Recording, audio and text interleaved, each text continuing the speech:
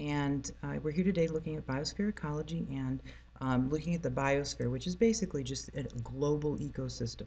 So let's start by looking at the breakdown, how it breaks down. It's just a basic overview, a quick overview of the hierarchy, and then we'll get more involved in each of the parts. So we start with an individual, which is basically just a species.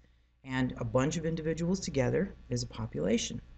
And when you get a bunch of populations together interacting with each other, that is your community. So you go from individual to population to community. So these are all inclusive. The community includes the populations and the individuals.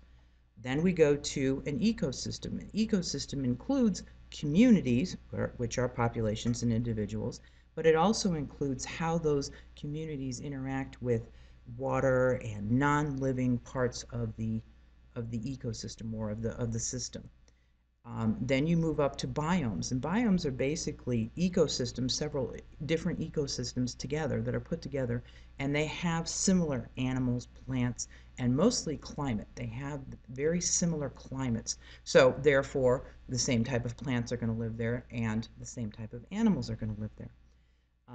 We also, and then on the very end of it is the biosphere, which is global, everything, all the biomes together. So let's start. This is just another rendition of it. If you notice, you have the one species, and then you have your population, and then you have your community, which includes everything, and then you have your ecosystem. Now, the ecosystem will include this pond ecosystem and the grasslands ecosystem over here, and so when you put all those together, it creates the biome. Once again, biosphere is everything all together. So let's take a look at more specifically the populations. Okay, let's think about a population. Population is kind of like all the things that are the same. So we have a population of fish here. The definition of a population is one group of species that live in a specific area. They have to be living in a specific area. You could have two different populations, one that lives on one side of the mountain and one that lives on the other side of the mountain. They have very specific areas that they live in. They're two different populations. Now, what would we consider a specific area? What would we call that specific area where a population lives? It would be called a habitat. So it's the location where the population obtains its food, water, shelter, all the things that it needs to survive. You might want to make a note of that on your notes. There's a little spot there for you to put down notes on habitat. Make sure that you get that information. When I think of a habitat, I think of like it's like your address. It's like where you live. Then we have, and then as you'll notice on the notes, it says notes on a niche. So what is a niche?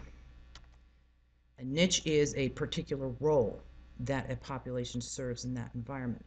We're going to get more involved in that as the roles, and I know that you've probably heard all these terms of autotroph, heterotroph, consumers, that sort of thing. Those are its role.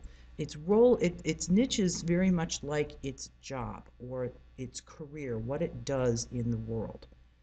It includes what it eats, what it's eaten by, its interactions with the environment. Does it live in water? Does it live on the land?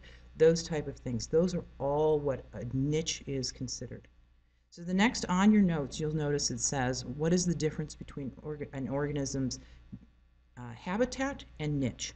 So take a moment and just answer that question for me, please.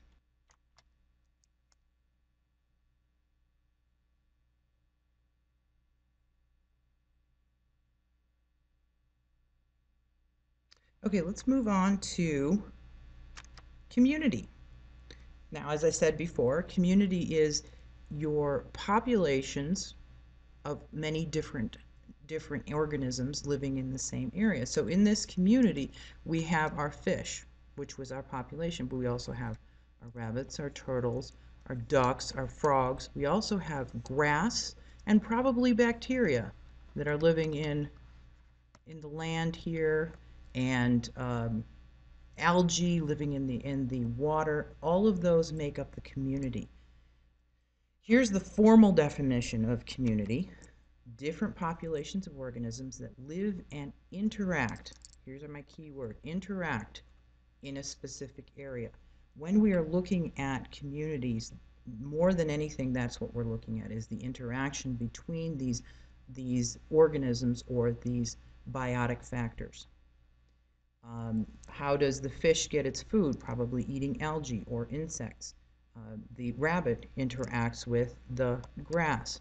The duck interacts with the duckweed that is in the pond. All those interactions. Sometimes, like, the bigger fish will eat the littler fish. Those are interactions. So when we talk about interactions, when we talk about interactions between organisms, a lot of times this is a community ecology. We talk about competition. Let's just say that the frog and the duck are in competition for the insects that are living there. They both have other forms of food, or they both have different niches because they have access to different areas of that pond, but there is a competition between them.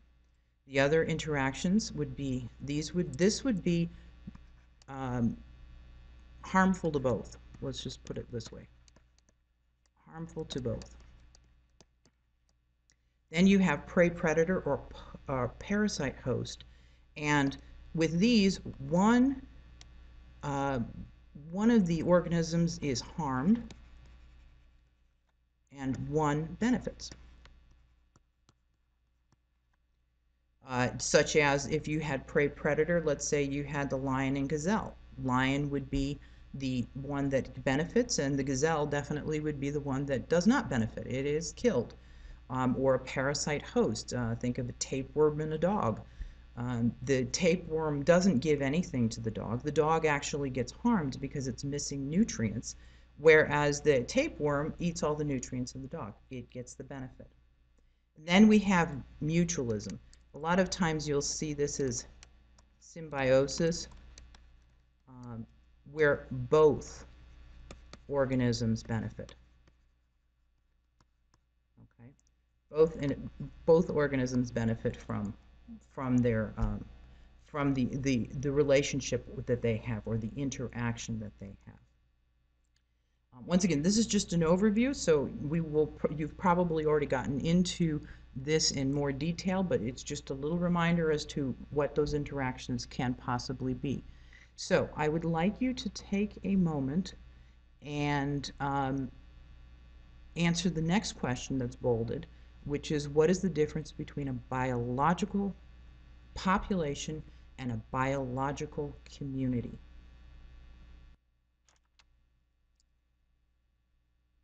There's the question there. What's the difference between a biological population and a biological community?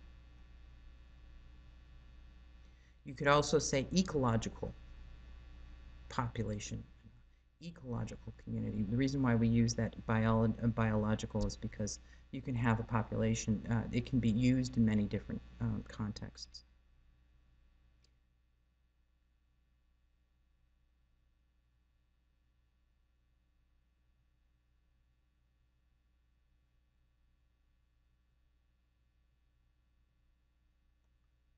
All right.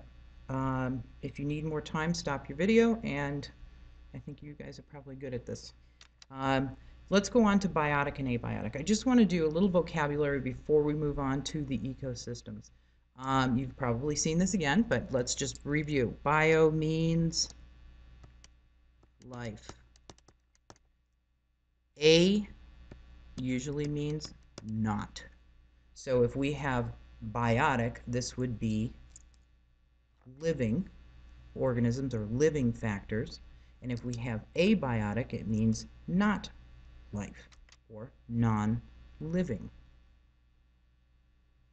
Um, when you talk about biotic and abiotic, it is very basic.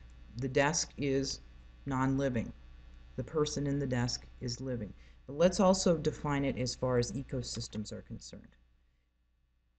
An ecosystem, it is the biological influences within that ecosystem. So it is those community interactions. Those are your biotic factors.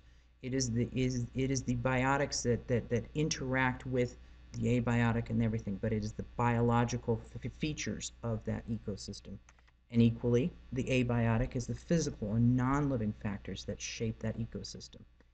Once again, you've probably seen these, but it is the wording, because a lot of times the wording will be difficult for you to get through, and that may, redefining it in another way may help you.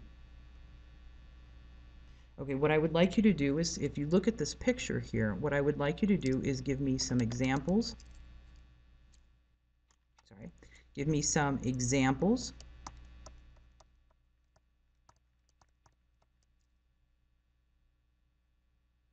of both of these.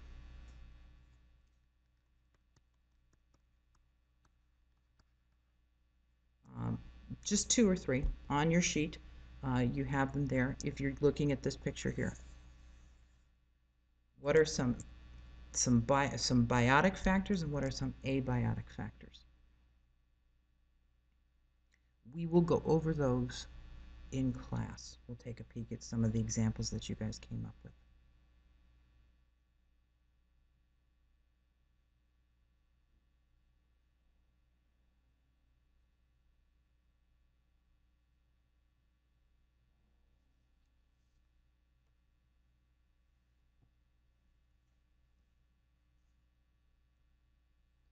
Okay, let's move on to ecosystems. Okay, let's define ecosystem. Ecosystem is the relationship of all the communities, which are biotic factors in an area, and the abiotic factors, such as water, air, land, soil.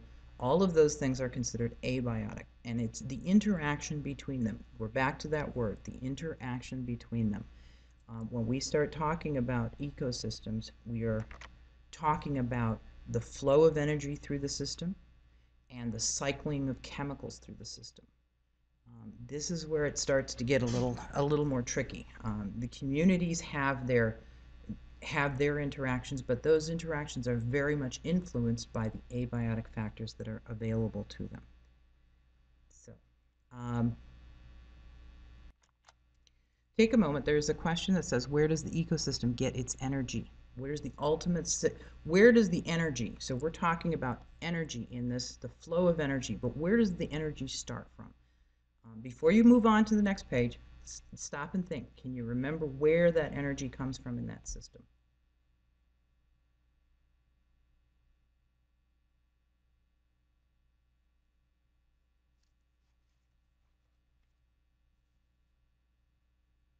Okay, let's move on to the next slide. This is energy flow through the ecosystem. If you'll notice, I have two different models up. They say basically the same thing.